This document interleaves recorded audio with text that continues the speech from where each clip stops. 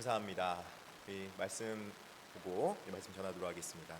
그동안 잘 지내셨습니까? 위임식이 끝나고 나서 이제 행사가 끝나고 나면은 항상 어떤 일들이 벌어집니다. 너무나도 긴장도 많이 했고 수고도 많이 했던지라 여러모로 안 아팠던 데가 갑자기 아프는 경우도 있고 또 그리고 안 걸렸던 감기가 걸리기도 하신 분들이 많이 있는 것 같습니다. 그분들 위해서 함께 기도하고 또 건강할 수 있도록 열심히 기도하겠습니다. 자, 이제 말씀 전하겠습니다. 이것이 진짜 신앙이다. 이것이 진짜 신앙이다. 라는 말씀으로 여러분과 나누고자 합니다. 거듭남이라는 주제인데 여러분 혹시 컨텐전시 플랜이라는 그런 이야기를 들어본 적 있으십니까? 이 컨텐전시 플랜이라는 것은 위기 극복 계획이라는 그런 뜻을 가지고 있습니다. 어떤 상황이 어떤 일이 펼쳐질지 모르기 때문에 어떤 위기 상황을 가정해서 그 위기에 대한 경우의 수와 계획을 잘 준비해 놨다가 어떤 상황이 되면은 그 계획대로 그 상황을 잘 대처해서 그 어려움을 잘 해결해 나가는 것, 이것이 바로 컨텐전시 플랜이라고 말을 합니다. 대부분의 대기업들이나 여러 기업들은 그런 대책을 많이 세워놓는다고 합니다. 이번에 큰 대기업에서 모바일 폰에 대한 그 문제도 있었고, 또 얼마 전에는 인천 아파트 주차장에서 전기차가 화재가 날 때 많은 사람들이 다행히 인명 피해는 없었는데 많은 사람들이 재산 피해를 입어서 어려움 당한 적 있지 않습니까? 이런 일들을 위해서 많은 계획들을 세워놓는다고 합니다. 그런데 우리가 알고 있듯이 이런 준비는 준비만 된다고 해서 되는 것이 아닙니다. 준비를 해 놓고 있고 그 준비된 것에 의해서 절차에 맞게 훈련되어진 훈련 연습이 필요하다는 것입니다. 좋은 계획은 훈련이 되어야 하고 훈련된 것을 실행할 수 있는 실행 능력이 있어야 되는 것이죠. 그래야 그것이 진정 위기 극복 계획이 되는 것이죠. 얼마 전에 지하주차장에서 전기차 화재가 났을 때도 원래 컨텐전시 플랜이 있었습니다. 어떤 플랜이 있었냐면요, 불이 나면요 그 화재 경보기가 일단 울립니다. 그러면은 그때 당직자가 그 경보기를 듣고 화재 난 곳을 확인하고 보조 전원을 넣어요. 그러면은 어두컴컴한 곳에 전기가 끊겨지는 것을 위해서 보조 전원 딱 들어가죠. 보조 전원만 들어간 것이 아니라 그때 갑자기 뭐라고 돌아간 줄 아십니까? 환풍기가 돌아가야 돼요. 숨 막히지 않도록 빨리 나쁜 공기를 뺄 수 있도록 환풍기가 돌아가고, 그때서부터 이제 스프링쿨러가 돌아갈 수 있도록 이런 컨텐전시 플랜이 있어야 되는데, 그때 왜 그렇게 큰 인명피해는 안 났지만 그 재산 피해가 난 줄 아십니까? 플랜대로 됐습니까? 안 됐습니까? 안 된 거예요. 그냥 당연히 그냥 저게 잘못 올렸거냐고 딱 꺼버린 순간 다행히 인명피해가 안 나 다행이지 정말 큰일 날 뻔했었죠. 그랬던 것 같습니다. 그렇기 때문에 연습과 훈련이 필요한데 이 연습과 훈련이 잘 돼 있는 것, 이것이 우리 신앙생활에도 필요하다는 것입니다. 누구나 평범하게 살아갈 때는 그 위기 상황이 우리 가운데 나는 그런 위기 상황 없을 거라고, 나는 절대 그런 일 없을 거라고 그런 생각을 합니다. 나한테는 그런 어려움 없을 거라고 그렇게 여기고들 많이 있습니다. 근데 살아가는 삶이 어떤 일이 펼쳐질지, 어떤 일이 우리에게 다가올지 여러분 내일을 아십니까?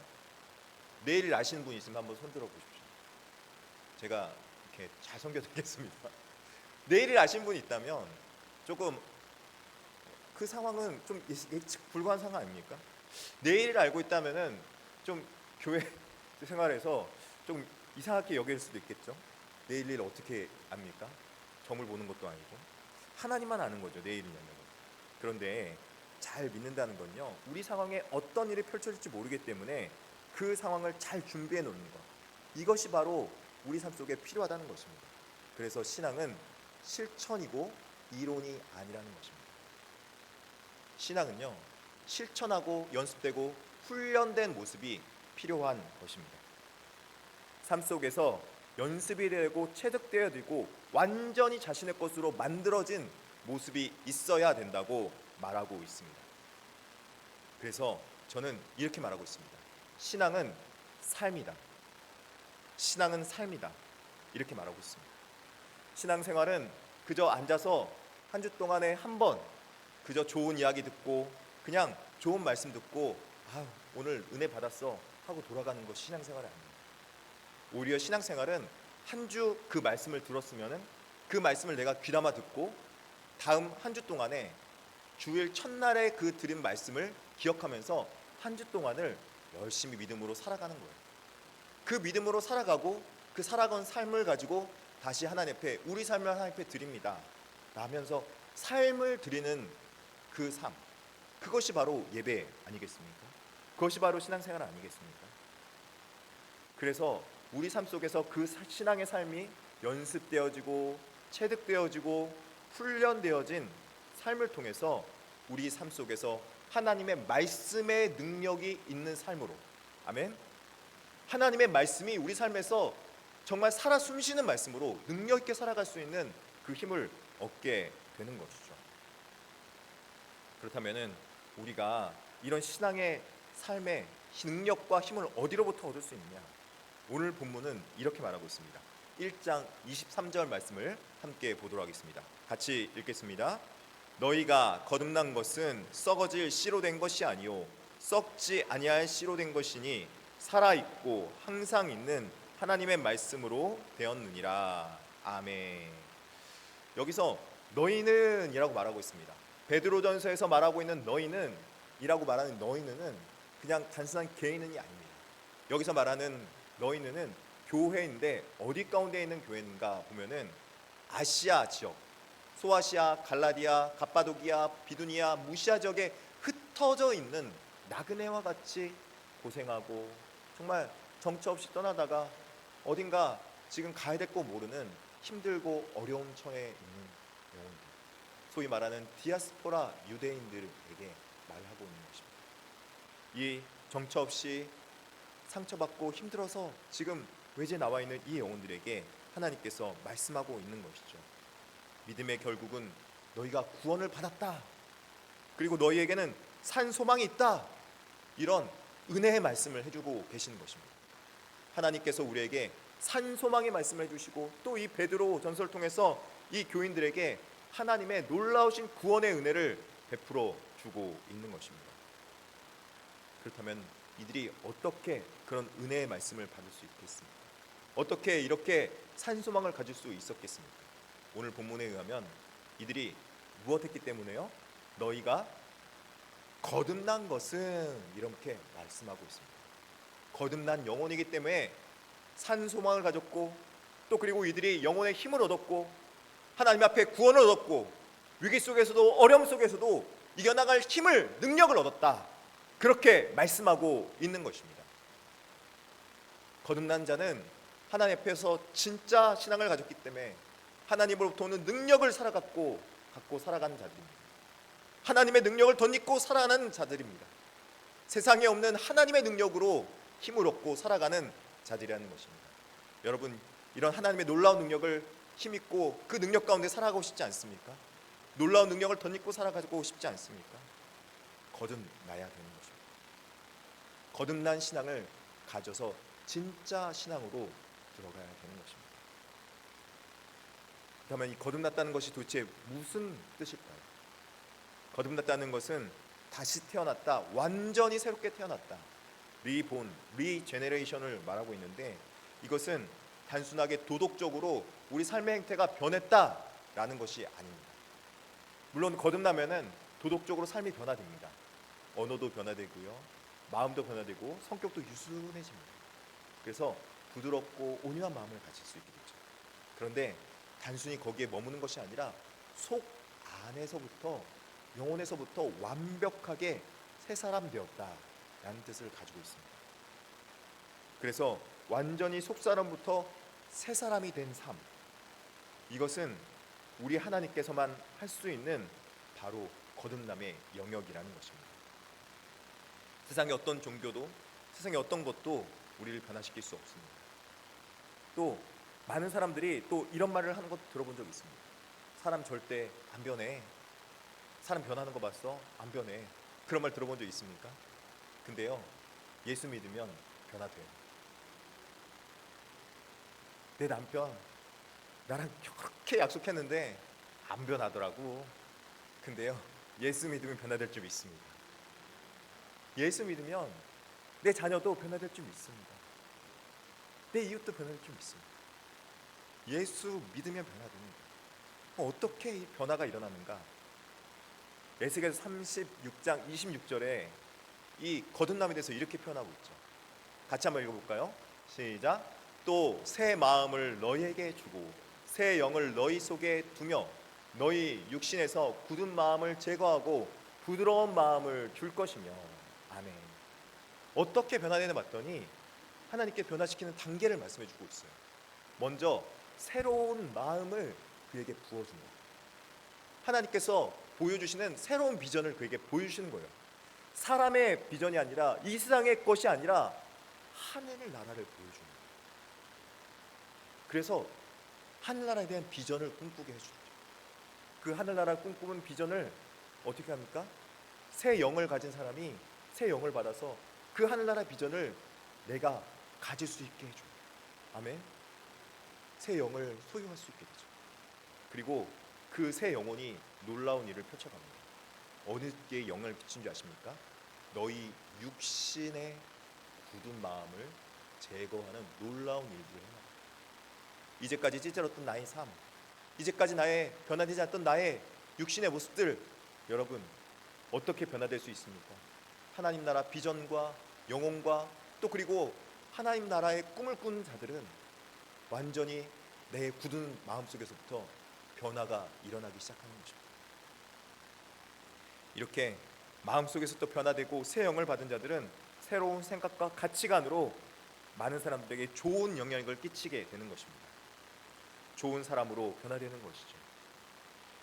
여러분 이런 신앙생활을 가진 사람은 여러분 어떻게 신앙생활을 해야 합니까? 아무리 어려운 상황, 불안한 속에 있더라도 교회에 와서 진정한 평안을 얻어갑니다. 여러분 교회 나오시면서 진정한 평안을 누리며 살아가고 있습니까? 여러분이 정말 거듭나서 전요 이런 진짜 신앙생활하기 원해요. 세상이 주지 못하는 그 평안을 누리며 살아가는 거듭난 신앙입니다. 또 나의 욕망과 나의 욕구가 영원히 채워지지 않을 것 같았는데 나의 욕망과 욕구가 하나님의 사랑으로 채워지기 시작합니다. 그리고 내 마음속에서 허전했던 그 마음의 빈 곳이 채워지기 시작하는 것입니다. 그래서 유명한 신학자이자 수학자였던 파스칼은 사람이 이 땅 가운데서 채우지 못한 영원한 그 갈증을 오직 하나님만이 우리 영혼에 채울 수 있다라고 말씀해 주셨어요. 우리 영혼을 채우고 우리 갈급함을 채울 수 있는 것은 오직 하나님의 영이 우리 가운데 임할 때 그 갈급한 곳에 채워짐이 있게 된다는 것입니다. 그래서 이 영원한 채워졌던 갈급함이 채워지고 나면은 내 이웃들을 이제 사랑할 수 있게 돼요. 내 이웃들을 긍휼히 바라볼 수 있게 돼요. 내 아내가 긍휼해 보이지 않았는데 그렇게 회사 갔다 돌아오고 나면은 어지러진 집 보면서 아이 보면서 얼마나 힘들었으면은 집도 못 치우고 있었을까 라는 기적 같은 일들이 벌어지게 되고요. 맛없는 국을 끓여줘도 너무 맛있어 라고 말하면서 맛있게 먹어주는 아름다운 역사가 펼쳐지고요. 심지어는 원수 같았던 사람입니다. 원수마저도 사랑하는 역사가 이루어지게 되는 것입니다. 거듭난 역사라는 거죠. 내 마음의 고통이 사라지고 내 마음이 사랑으로 가득 차서 정말 영혼의 치유가, 다윗이 말할 때 내 죄로 말미암아 뼈가 내가 말랐나이다. 그 뼈가 말랐던 그 뼈 속에 갈급함이 이제는 뼈로 말미암아 힘을 얻고 살아가는 영혼의 힘이 나게 되는 것입니다. 자, 그렇다면 여러분 우리 거듭나고 싶습니까? 정말 이 거듭남이 우리 가운데 있고 싶습니까? 이 거듭남의 능력은 어디로부터 오는 것일까요? 첫 번째는 거듭남은 위로부터 내려온다. 그렇게 성경은 말씀하고 있습니다. 우리 인생의 시작은 어디로부터 왔습니까? 우리 인생의 시작은 어디로부터 시작되었습니까? 대부분의 사람들이 나로부터 시작되었다고 생각하지만 성경은 하나님으로부터 시작되었다라고 말을 하고 있고 우리 죽었던 영혼들이 이제 하나님으로부터 재시작되어지만 하나님으로부터 재창조되어지만 우리는 거듭날 수 있다라고 말하고 있는 것입니다. 단추를 잠그다 보면요, 단추를 잠글 때 첫 단추가 잘못 끼워지면은 마지막 단추는 결국 잘못 끼워지게 될 수밖에 없습니다. 그런데 우리가 마지막 단추를 잘못 꼈다고 해서 마지막 단추만 제대로 꼈다고 다 잘 낄 수 있는 것이 아니라 첫 단추를 다시 새롭게 매듭을 지어 나갈 때 그 다음서부터 완전히 정상적으로 돌아오게 되는 거예요. 우리 일그러뜨던 우리의 영혼에 일그러진 부분들, 죄악으로 말미암아 우리 영혼이 하나님의 영상을 완전히 일그러져서 도저히 찾아볼 수 없는 그 영혼이 어떻게 돌아올 수 있는가? 바로 우리 가운데 잃어버린 하나님의 형상을 되찾을 때 그 역사가 이루어지게 되는 것입니다.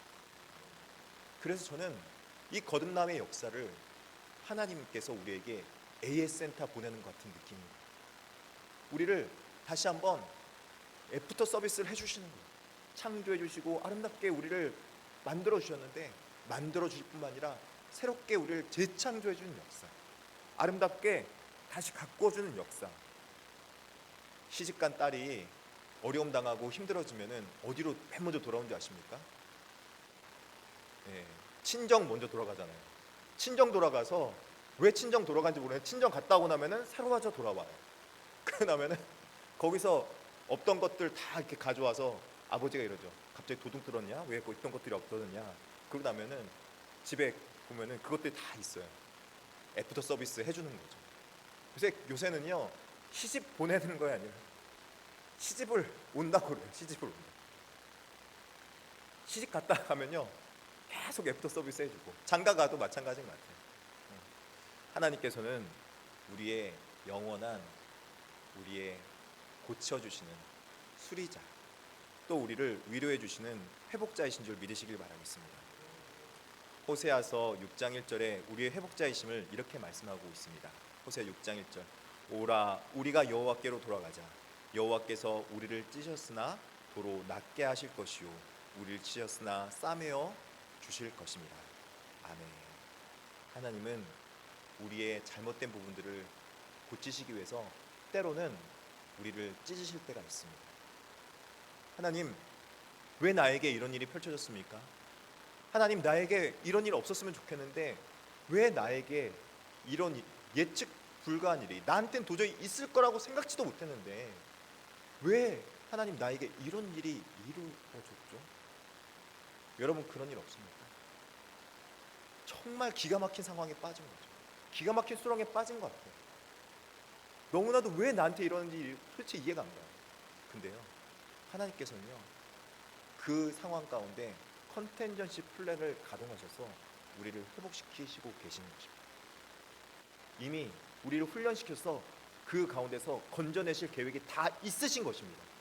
하나님의 구원 계획은 예전서부터, 만세전부터 있었고 지금도 하고 계시며, 그 구원 계획이 우리 가운데 이루어짐을 예수 그리스도를 통하여서 보여주신 것입니다. 우리는 예수 그리스도로 인해서 구원받은 영혼으로서 예수 그리스도의 거듭남이 있을 때 그 구원 계획을 참여할 수 있게 되고 동참할 수 있게 된 줄 믿으시기 바라겠습니다.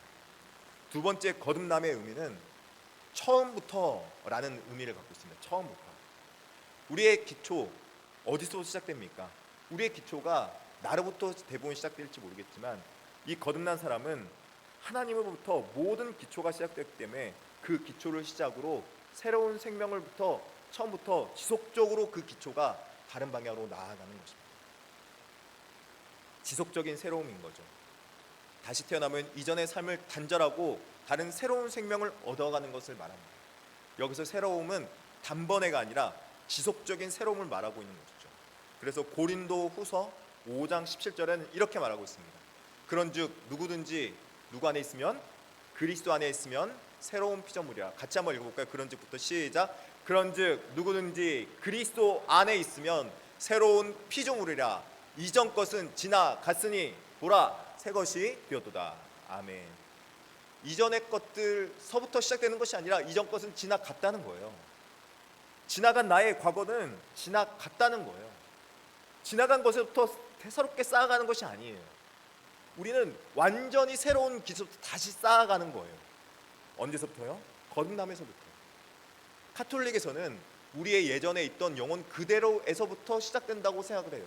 그래서 신앙을 덧입는다 생각하지만 기독교에서는 뭐라고 말하고 있냐면 완전히 새롭게 된다라고 말합니다. 속사람부터 완전히 새롭게 되어야지만 우리는 완전히 거듭날 수 있는 거예요.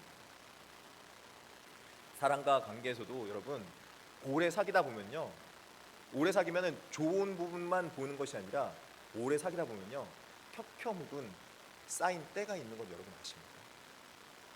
되게 재밌게 인생의 오점도 바라보게 돼요. 인생의 잘못도 바라보기 때문에 살다 보면요 그런 오점들과 쌓여진 앙금들이 우리 가운데 있는 걸 바라보게 돼요. 좋은 것만 바라보는 거예요. 그래서 하루에 몇 번씩 수십 번씩 잘못하고 있는 나에 대한 오해와 앙금들이 쌓일 때가 많이 있다는 거예요. 그런데 그때 여러분 어떻게 새로워질 수 있는지 아십니까? 내가 먼저 새로워지면요 상대방도 새로워져요. 아멘. 내가 먼저 상대방을 새롭게 바라보면요 내 영혼이 새로워지는 거예요.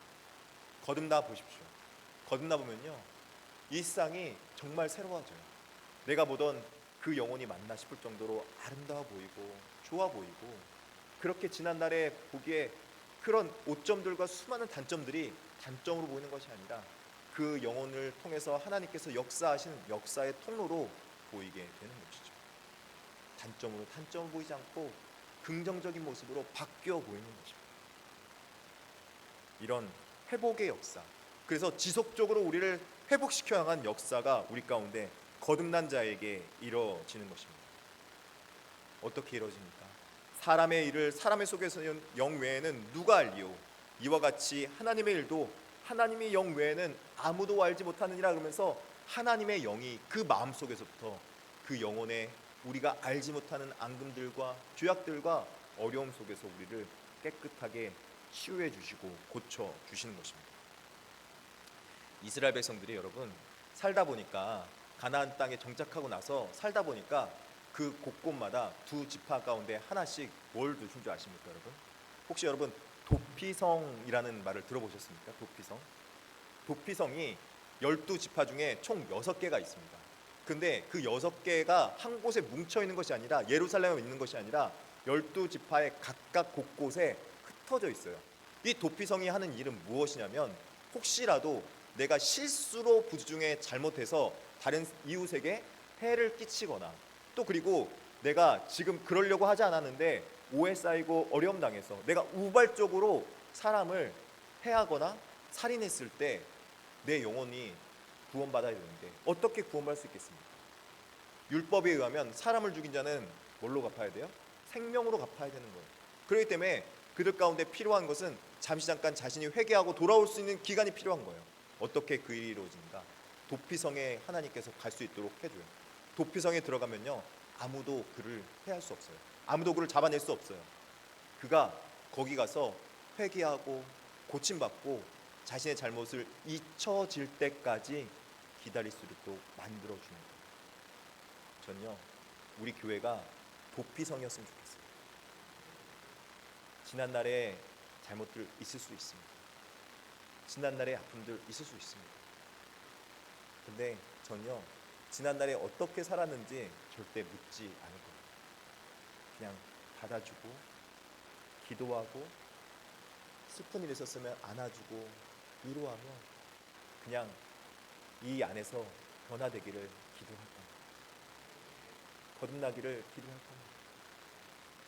그래서 우리 교회가 그런 진정한 도피성이 돼서 여기 안에서 하나님의 비전을 꿈꾸며 다시 한번 새로운 삶을 살아갈 수 있게 그렇게 축복해 주고 우리는 도피성과 같은 그런 교회가 되길 진심으로 축복합니다. 세 번째는 물과 성령으로 태어났다고 말합니다. 요한복음 3장 5절에 보면은 사람이 물과 성령으로 나지 않으면 하나님 나라에 들어갈 수 없다라고 말합니다. 근데 여러분 여기 물과 성령으로 거듭났다는 것은 물과 성령 이 두 개가 있는 것으로 표현되기도 합니다. 물은 깨끗하게 하는 것이고 성령은 우리를 도우시는 것입니다. 그런데 여기서 또 다른 표현으로 또 읽으면은 물 곧 성령으로라고 읽기도 합니다. 두 가지 해석인데 물과 성령 두 가지로 볼 수 있고 물 곧 성령의 역사, 이렇게 표현하기도 합니다. 성령님께서는 우리에게 물 곧 성령을 통해서 우리에게 지속적으로 하는 일이 있습니다. 그것이 무엇이냐면요, 하나님께서 우리를 성령의 은혜를 주셔서 이 땅에 근심을 갖는 것이 아니라 하나님의 영으로 인침받도록 하는 것입니다. 하나님의 영으로 인침받으면요, 우리 마음속에 어떤 마음이 찾아면요, 구원받은 그 도장인이 우리에게 찍히는 거예요. 구원의 인. 어떤 상황 가운데서도 하나님은 우리를 자녀 삼으셨기 때문에 구원해 내신다. 아멘. 어떤 죄악 속에서도 하나님 앞에 용서함 구하면 죄의 용서함 받을 수 있다. 하나님과 함께 돌아오면, 하나님 앞에 돌아오면 그 영혼은 하나님께서 다시 한번 귀한 영혼으로 바꿔주시고 귀한 영혼으로 사용하여 주시며 앞으로 하나님께서 귀하게 쓰실 영혼으로 만들어 주신다. 하나님께서 그 영혼 가운데 함께 하셔서 지속적으로 저 영원한 하나님 나라까지 우리를 인도해 주신다. 바로 이것이 바로 성령의 역사라는 것입니다. 성령의 인치심이라는 것입니다. 성령의 새롭게 하심이라는 것입니다. 성령이 우리를 새롭게 하셔서 하나님의 자녀됨을 인쳐주시고 함께 하시고 도우시고 붙잡아 주셔서 우리를 새롭게 하시는 그 영원의 나라까지 우리를 인도해 주시는 인도자가 되어주시는 것입니다. 그런데 오늘 본문에 의하면 이 성령의 역사가 어떻게 일어나는 줄 여러분 아십니까? 성령의 역사가 이루어지는 통로를 뭐라고 표현하고 있냐면, 성령의 역사로 쓰여진, 사람을 통해서 쓰여진 어떤 것을 통해서 말씀하고 있습니다. 1장 23절에 뭐라고 말씀하지 아십니까? 항상 있는 무엇으로 되었느니라? 하나님의 말씀으로 되었느니라. 24절에는 그러므로 모든 육체는 풀과 같고 모든 영광은 풀의 꽃과 같으니 풀은 마르고 꽃은 떨어지되 무엇은 영원토록 있느니라? 주의 말씀은 세세토록 있도다. 이렇게 말하고 있는 것입니다. 성령이 영원토록 있듯이 말씀도 영원토록 있어서 성령으로 쓰여진, 성령의 감동으로 쓰여진 말씀을 통해서 우리에게 성령의 역사를 베풀어 주시는 것입니다. 그래서 말씀은 그냥 있는 것이 아니라 신앙생활의 말씀은 성령의 역사로 있는 거예요. 성령의 조명하심으로 있는 거예요. 성령의 은혜 가운데 있다는 것을 믿음으로 바라보면서 읽는 거예요. 말씀이 성령의 역사임을 기대하면서 있는 거예요. 그래서 말씀은 이론이 아니에요. 말씀은 그냥 추상적인 것이 아니에요. 말씀은 삶이고 실천해야 될 것이며 성령의 역사라는 것입니다. 성령님의 도우심을 얻으며 말씀을 실천할 수 있도록 하나님 오늘도 나를 도와주시옵소서. 말씀이 우리 가운데서 이루어지고 성취될 수 있도록 하여 주시옵소서. 왜요? 예수 그리스도 통해서 말씀이 이루어진 것을 목도했거든요. 그리고 예수 그리스도 통해서 앞으로 또 그 말씀이 우리 가운데 이루어질 것을 우리에게 약속해 주셨거든요. 근데 그 말씀이 없어져요? 아니요. 말씀은 영원토록 우리에게 있다라고 말씀해 주고 있는 것입니다. 성령의 역사, 성령의 기름 부으심이 말씀을 통해서 있게 되는 것입니다. 말씀의 기름 부으심이 여러분 가운데 있기를 진심으로 축원합니다. 말씀의 성령의 역사가 있기를 진심으로 축복합니다. 말씀의 역사로 힘을 얻으며 거듭난 영혼으로 살아갈 수 있기를 진심으로 축복합니다.